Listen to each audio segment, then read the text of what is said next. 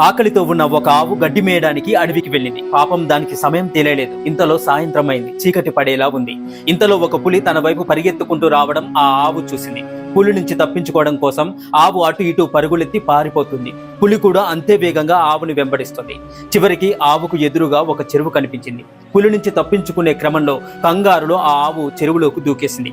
పులి కూడా ఆ ఆవును పట్టుకోవాలని దాని వెనకే ఆ చెరువులోకి దూకేసింది. దురదృష్టవశాత్తు ఆ చెరువులో నీళ్లు చాలా తక్కువగా ఉన్నాయి. ఆవు ఈదుకుంటూ చెరువు మధ్యలోకి వెళ్ళిపోయింది. అక్కడ చాలా లోతైన బురద ఉంది. అందులో ఆవు పీకల్లోతు కూరుకుపోయింది.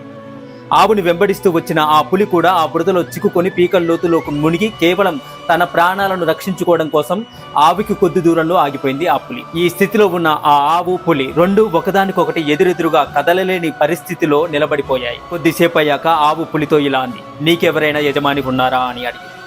దానికి ఆ పులి అహంకారంతో, గర్వంతో ఇలా అంది, "నేనే నా